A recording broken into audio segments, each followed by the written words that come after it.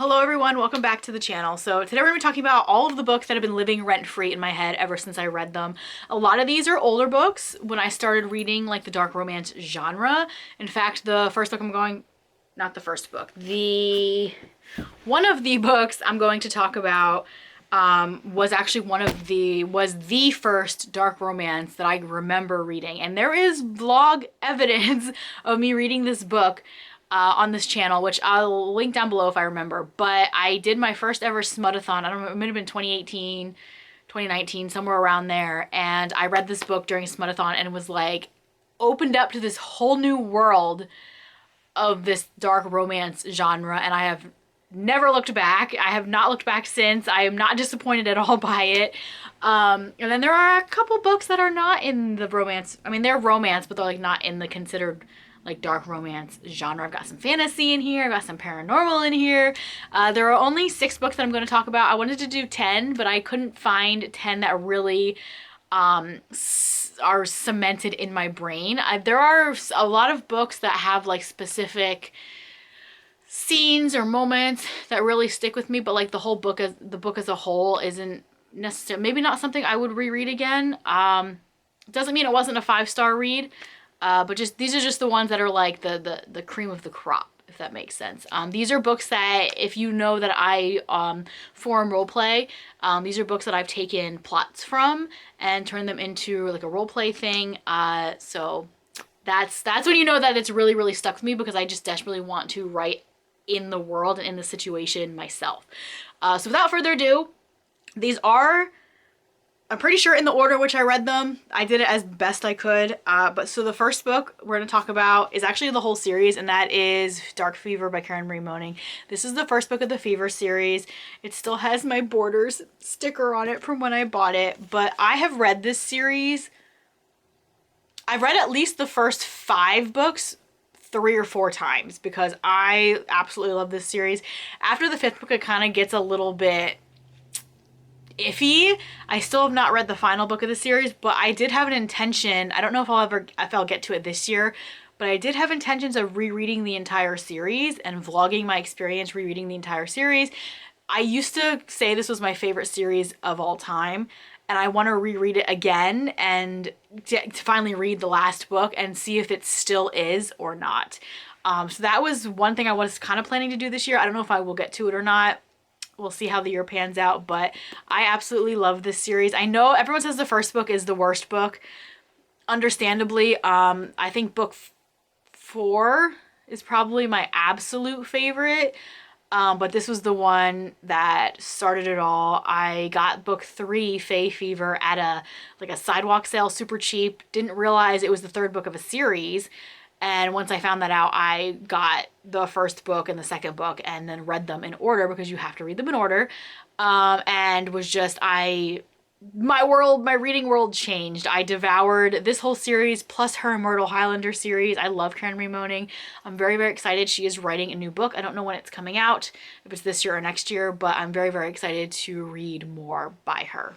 Next one is a very, very popular series. Everyone's obsessed with it. Everyone's loving it. And that is A Court of Thorns and Roses by Sarah J. Maas. I read this in 2018, I can't remember, but I binged all 3 of the books because they were all out. I still have not read the 4th book yet. I do need to do that. But I love this series. I have not gone back to reread it. I have gone back to reread certain like scenes. I reread the end of this all the time. The trials that she goes through. I absolutely love that part of the book. And then there's a couple scenes in A Court of Mist and Fury that I will go back and reread, specifically when Rysand comes after Feyre is trapped in Tamlin's house, and when he teaches her to write and read, and it is just, I love it so much. I love this series. I have a friend who's reading it for the first time right now, and it just makes me super excited. But I do at some point want to reread this again. I don't know, the thing with YA is fantasy, they're such chunky books, but I do definitely need to read the 4th book that is on I believe that's on my list of 23 books I want to read this year.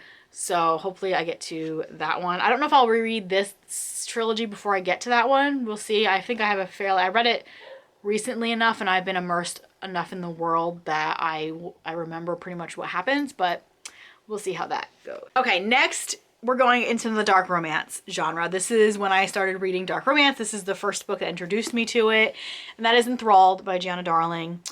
This book, if you know what this book is, imagine a person who primarily read YA fantasy and YA contemporary reading this for the first time as their first dark romance book. It was a shock, to say the least. Not an upsetting shock. I was very surprised by how much I devoured the content and everything that happened in this book. And it made me rethink my reading tastes. And yeah, I mean, as a writer, a roleplay writer, I was writing this kind of content anyway. And now that someone else, I found a whole new world of authors and readers who read and write this for profit, for pleasure, for everything. Like, it opened a door to a whole new world, as I said. And I still love this book. It still sits in my head constantly. I did recently give it to my friend to read, and I think I'm going to reread it at some point. Maybe this year, we'll see. But yeah, this book just changed my life. Okay, next one we have is Bad Saint by Monica James. Now, if you've been following me for a while, you know I read this whole trilogy and I was not a fan of the third book. It was not my favorite. We're going to pretend book 3 didn't exist. But book 1 was absolute perfection. I loved this book so much. We had all kinds. We had, kidnapping, we had BDSM training, or like sex slave training, we had shipwrecked on an island together, we had all kinds of crazy things happening. This book I devoured this book. I remember reading it on Kindle and I read about 60% of it in one sitting before I finally, there was a lull and I finally stopped and put it down and just did something else and touched grass for a little bit before I went back to reading it, devoured it. It took me a little bit longer to read the second. The second book was also, devoured it, but the third book just was not my favorite. And so, yeah, but this book was so amazing. I loved it so much. And it just, as with all of these books, it just lives forever rent-free in my brain. Next is these are becoming like TikTok sensations lately. And that's Killswitch by Penelope Douglas. This is actually book 3 in her Devil's Night series. This is Damon and Winter's book. Now, if you've read the series, you know that the first 2 books, that Damon is made out to be the villainous character of the series. But then you get to this book, which is book 3, and it is his redemption story. And oh my God, this book is amazing. You get to see inside of the life that Damon grew up in and why he is the way he is. And I just love him so much. I love this story because our heroine Winter is blind, and there was something that happened that was Damon's fault that caused her to be blind. And I'm just, it just tugs at the heartstrings. It makes me this book was amazing. Amazing. My absolute favorite one of the series. A lot of people love Kai. I barely remember that book, to be honest. Damon is my absolute favorite character. I'm not wearing it today, but I have worn it in other videos. I do have my Team Damon hoodie that I got from Mystic Box's shop. This series is, I don't know if this is one of my favorite series, but it's definitely top tier series. This was my introduction into Penelope. No, was it? I think I read Birthday Girl before I read Devil's Night, if I'm not mistaken, or I read Birthday Girl after. I can't remember, but I read Birthday Girl, and Devil's Night was my introduction into Penelope Douglas, and I am obsessed, and I love it so much. I need to reread this series. I listened to this on audio, which I highly recommend. The narrators for this series were absolutely phenomenal. But I do want to I still am missing Nightfall. I don't have a copy of Nightfall, but I do have the other 3 books. So I do want to read this physically again at some point. Last but not least, should not surprise anyone that it is on this list, and that is Still Beating by Jennifer Hartmann.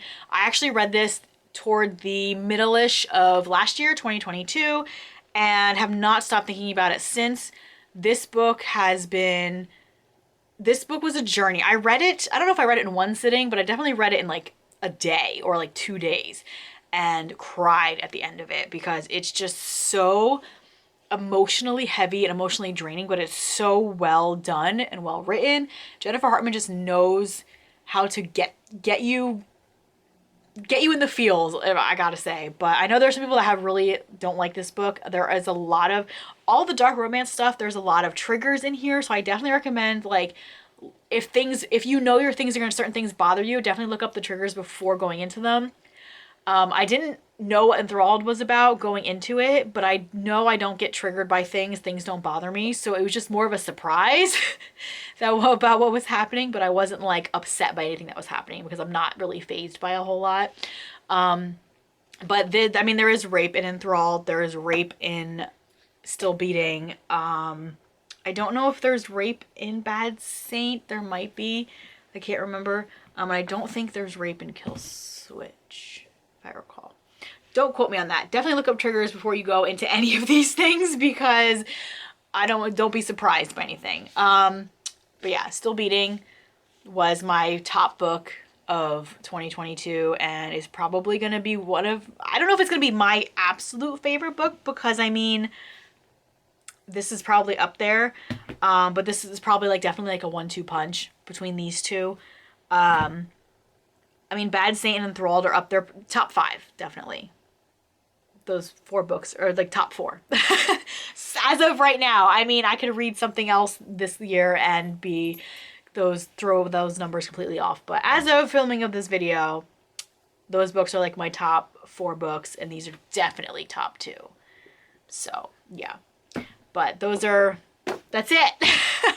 That's it. Those are my top 6 books / series that live rent-free in my brain, that I just constantly think about different scenes, and they're just always in my head, like all the time, and I just get swoony about them. I just want to reread them. Some of them I have reread. Okay, I'm going to shut up now. I'm going to go, and I hope you guys enjoyed this video. Let me know what your top favorite books are down in the comments below, and I'll see you in my next one. Bye!